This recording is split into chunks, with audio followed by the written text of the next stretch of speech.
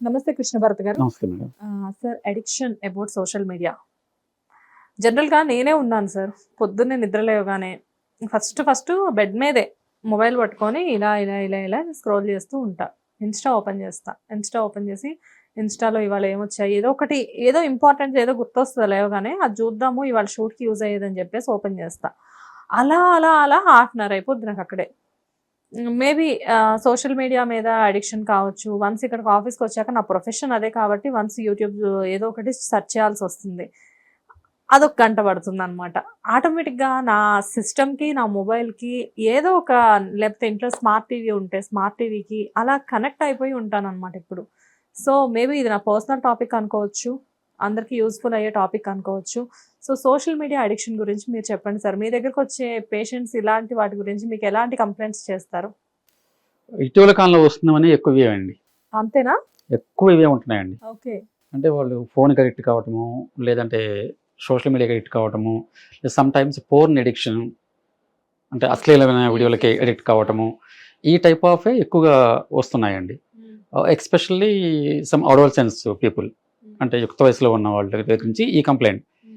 పిల్లల దగ్గర నుంచి అంటే పేరెంట్స్ కంప్లైంట్, మా వాడు ఫోన్కే ఉంటున్నాడండి, వాళ్ళు భోజనం చేయాలంటే ఫోన్ చేతిలో ఉండాల్సిందే, ఎప్పుడు ఫోనే, స్కూల్ హోంవర్క్ చేయట్లేదు, స్కూల్కి వెళ్ళటం కూడా ఇష్టపడట్లేదు. ఈ కంప్లైంట్స్ పేరెంట్స్ దగ్గర నుంచి ఎక్కువ వస్తాయండి. అంటే మీరు కొన్ని సంవత్సరాలుగా మనం గమనిస్తే అండి, ఈ డిజిటల్ గాడ్జెట్స్ అనేవి మన జీవితంలో భాగం అయిపోయాయి. అంటే ఒక రకంగా చెప్పాలంటే అవి లేకుండా ఇప్పుడు మీరు ఒక రోజు కూడా గడవలేని పరిస్థితి వచ్చేసిందని చెప్పొచ్చు మనం. చిన్నప్పుడు బాగా గుర్తు, అన్నం తినిపించేటప్పుడు అమ్మ వాళ్ళు ఏంటంటే ముందు చాలా బొమ్మలు వేసేసి వాటిని సౌండ్ చేసుకుంటూ లేకపోతే మాటలు చెప్పుకుంటూ అన్నం తినిపించేవాళ్ళు. రీసెంట్గా నేను ఒక రెస్టారెంట్కి లంచ్కి వెళ్తే ఫ్యామిలీతో, నా పక్క టేబుల్లో ఒక ఫ్యామిలీ కూర్చొని ఉన్నారు. వాళ్ళు వైఫ్ అండ్ హస్బెండ్ ఇద్దరు మాట్లాడుకుంటున్నారు. వాళ్ళిద్దరు పిల్లలకి చెరొక మొబైల్ ఇచ్చారు. వాళ్ళు అవి చూసుకుంటూ లంచ్ చేస్తున్నారు. అది పరిస్థితి. ఇదే డేంజర్ అండి. అంటే వాస్తవం ఏంటంటే బాల్యం అనేది ఎప్పుడు కూడా ఒక బలమైన ముద్ర వేస్తుంది వ్యక్తిత్వం మీద. సైకాలజీ అదే చెప్తుందండి. ఈరోజు మీరు ఇలా ఉన్నారు అంటే మీ బాల్యంలో మీకు ఎదురైన సంఘటనలు, మీ అనుభూతులు, మీ అనుభవాలు, అవి ఎంతో కొంత మనం పెద్ద అయిన తర్వాత కూడా మీ అడల్ట్ లైఫ్ను కూడా ఇంపాక్ట్ చేస్తూ ఉంటాయి. సో గతంలో ఎలా ఉండాలంటే బాల్యము మనకి ప్లే బేస్డ్ చైల్డ్హుడ్ ఉండేదండి. ప్లే బేస్డ్ చైల్డ్హుడ్ అంటే ఎక్కువ ఆటలు ఉండేవి, ఏదో ఒక ఆటలండి. మీరు బొమ్మలతో కావచ్చు, లేదా 10 మంది కుర్రవాళ్ళతో కావచ్చు, పిల్లలతో మనం దాగుడు మూతలు ఆడుకునే వాళ్ళము, అష్టాచమ్మ అంటారు, లేదంటే ఆడపిల్ల అయితేనేమో తాడాట అంటారు, రింగ్ ఆట ఏదో ఉండేవి, తొక్కుడు బిళ్ళాట, ఇలా ఏదో ఒక ఆటలు. అంటే ప్లే బేస్డ్ చైల్డ్హుడ్ ఉండేది. మీరు స్కూల్కి వెళ్ళొచ్చిన తర్వాత దాదాపుగా మీరు సింగిల్గా అయినా లేదా మీరు ఒక గ్రూప్తో అయినా ఏ ఒక ఆటలు ఆడుకోవటం అనేది జరిగేదండి. నెమ్మదిగా ఏమైపోయిందంటే ఈరోజు అది ఆ ప్లే బేస్డ్ చైల్డ్హుడ్ని ఫోన్ బేస్డ్ చైల్డ్హుడ్ ఆక్రమించేసింది. ఫోన్ బేస్డ్ చైల్డ్హుడ్ వచ్చేసింది ఇప్పుడు. మీరు అన్నారు చూడండి, చిన్న పిల్లలు ఫోన్ చూపిస్తే కానీ అన్నం తినట్లేదు అనేది. ఈరోజు అన్నిలలో దాదాపుగా అదే పరిస్థితి ఉందండి. 99% అన్నిలలో అదే పరిస్థితి ఉంది. చిన్న ఫోన్ లో ప్రపంచం మొత్తం కనిపిస్తూ ఉంది. సో పిల్లలు వచ్చేసరికి అటు డోరేమాన్ చూడాలన్నా లేకపోతే పోకమాన్ ఏది కావాలంటే వాళ్ళకి అది మొత్తం అంతా ఫోన్ లో కనిపిస్తున్నప్పుడు అది వాళ్ళు పేరెంట్స్ మాటల కంటే కూడా దానికి ఎక్కువ అడాప్ట్ అయిపోతూ ఉన్నారండి. దీనివల్ల వచ్చే డేంజర్ ఏంటంటే పిల్లల్లో రావాల్సిన ఎదుగుదల రాదు వయసుకు తగ్గట్టు. అంటే వాళ్ళకి డెవలప్మెంట్ డిలేస్ అంటారు, అలాగే స్పీచ్ డిలే అంటారండి. అంటే ఏ వయసులో రావాల్సిన మాటలు ఆ వయసులో రావండి. అంటే ఒక 2 సంవత్సరాల వయసు వచ్చేసరికి వాళ్ళు కొన్ని పదాలు మాట్లాడాలి. అంటే ఒక 150-200 పదాలు వాళ్ళు మాట్లాడగలగాలి. ఫర్ ఎగ్జాంపుల్ అనుకుందాం అనుకోండి, ఈ ఫోన్కి ఎక్కువ అలవాటు పడటం వల్ల ఏమవుతుందంటే వాళ్ళు 50 పదాలే మాట్లాడగలరు. న్యాచురల్గా 200-150 పదాలు మాట్లాడాల్సిన పిల్లలు ఆ వయసుకి 50 మాట్లాడతారండి. స్పీచ్ డిలే అంటారు దీన్ని. అది వచ్చే అవకాశం ఉంటుంది. డెవలప్మెంటల్ డిలే, వయసుకు తగ్గట్టుగా మన బ్రెయిన్ డెవలప్ అవ్వాలి, శారీరకంగా డెవలప్ అవుతాం ఇది ఉంటుందండి. ఫోన్ ఎక్కువగా వాడటం వల్ల కూడా ఈ డెవలప్మెంట్ డిలే కూడా కనిపిస్తుందండి. అంటే వాళ్ళ వయసు తగ్గ బుద్ధి పెరగదు.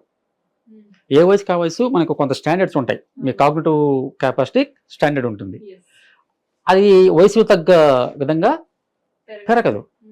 అంటే ఫర్ ఎగ్జాంపుల్ ఇప్పుడు 10 ఏళ్ళ అబ్బాయిని చూసుకుంటే, ఫోన్ ఎక్కువగా వాడే అబ్బాయిని చూసుకుంటే అతను మేబీ 7 ఏళ్ళ దగ్గర లేదా 6 ఏళ్ళ దగ్గర అయిపోయి ఉంటాడు. వయసు మాత్రం 10 ఏళ్ళు.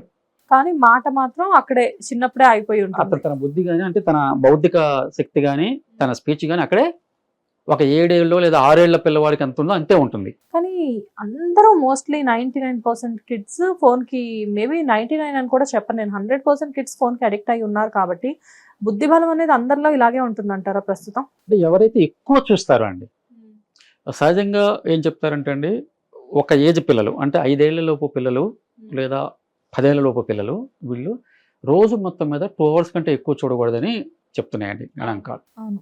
Screen time 2 hours.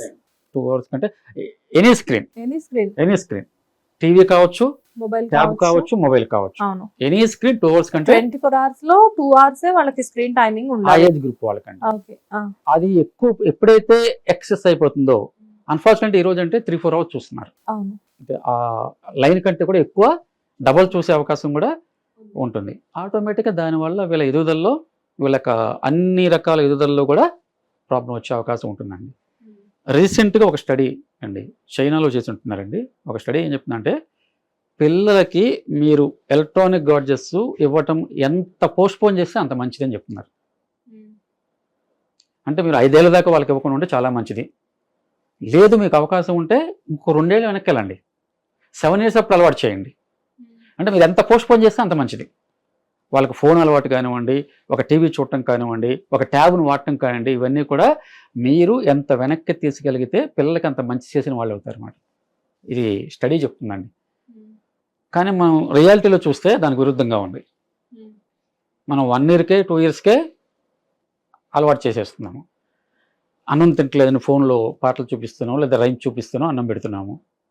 అప్పుడే వాళ్ళు అలవాటు పడిపోతున్నారు కదండి, ఆ స్క్రీన్కి అలవాటు పడిపోతున్నారు అన్నమాట. దీన్ని మనం తగ్గించగలగాలన్నమాట. ఇక్కడ బీజం పడుతుందండి. మీరు చిన్నప్పుడే కనుక వాళ్ళకి ఇవన్నీ అలవాటు చేస్తే వాళ్ళు పెరిగే కొద్దీ వాటి మీద డిపెండెన్సీ ఎక్కువ అవుతుంది. రాందను అదే ఎడిక్షన్గా మారుతుంది. ఫోన్ లేకపోతే ఏమీ తోచదు అనేది స్థాయికి వస్తారు. దీనివల్ల ఏమవుతుందంటే అండి, ఫోమో అనే ఒక కాన్సెప్ట్ ఉందండి, ఫియర్ ఆఫ్ మిస్సింగ్ అవుట్. మీరు ఇప్పుడు గమనించారా, కొంతమంది ఫోను అరగంట గంట కూడా పక్కన పెట్టి ఉండలేరు. ఉంటున్నారా?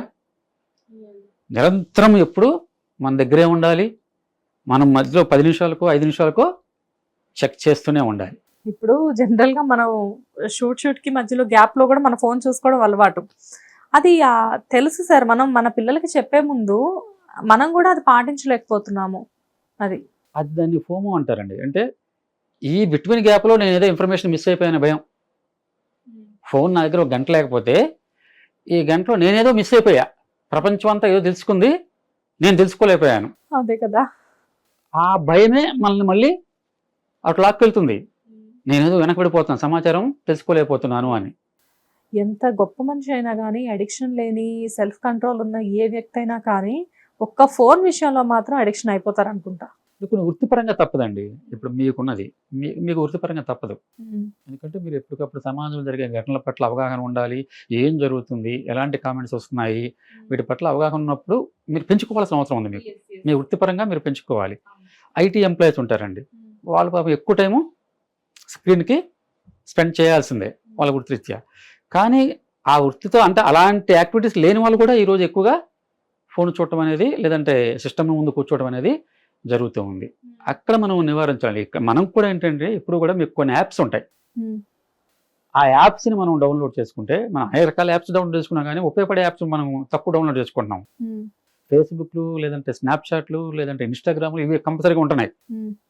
కానీ మన మొబైల్ ట్రాకింగ్ చేసే, అంటే మన మొబైల్ టైంని, స్క్రీన్ టైం ట్రాకింగ్ చేసే యాప్స్ని మనం డౌన్లోడ్ చేసుకోలేకపోతున్నాం. ఓకే, మీరు అలాంటివి డౌన్లోడ్ చేసుకున్నారనుకోండి, ఎవ్రీడే మీరు చెక్ చేసుకోవచ్చు. ఈరోజు నేను ఎన్ని గంటలు స్పెండ్ చేశాను, ఓకే, దాంట్లో మరి ఏ యాప్కి ఎంత సమయం చేశాను, ఫేస్బుక్ ఎంత సమయం కేటాయించాను, ఇన్స్టాకి ఎంత సమయం కేటాయించాను, మెసేజెస్కి వాట్సాప్కి ఎంత సమయం కేటాయించాను మీకు వచ్చేస్తుందండి.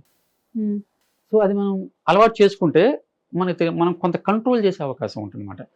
ఫర్ ఎగ్జాంపుల్ ఇప్పుడు మీరు ఈరోజు 9 గంటలు చూసారని వచ్చింది మీకు డే మొత్తం మీద, కొంచెం మీకు ఎక్సెస్ అనిపిస్తుంది.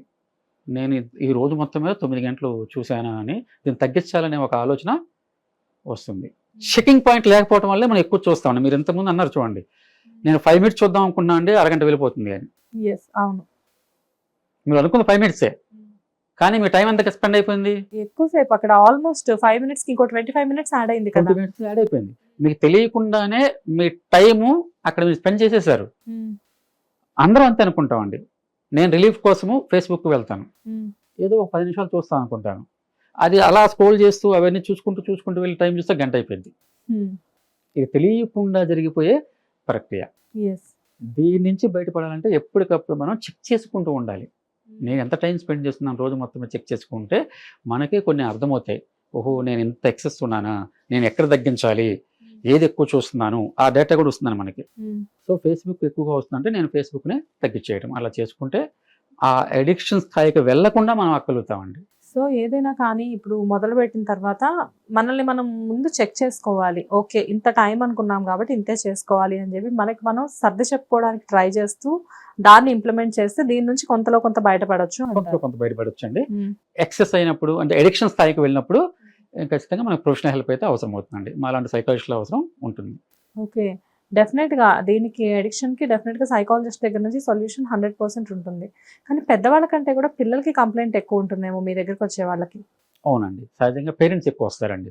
మా బాబో లేదా మా పాపో ఇట్లా ఫోన్కి బాగా అలవాటు పడిపోయిందండి, లేదు అంటే మరీ చిన్న పిల్ల అంటే 5 ఏళ్ళ పిల్ల అయితేనేమో ఆ అమ్మాయికి వయసుకు తగ్గట్టుగా తను ప్రవర్తించలేదండి, మిగతా పిల్లలు అంత యాక్టివ్గా ఉండలేదు ఈ అమ్మాయి, మిగతా పిల్లలు మాట్లాడినట్టుగా ఈ అమ్మాయి మాట్లాడలేదు అంటే మనం చెప్పుకున్నాము.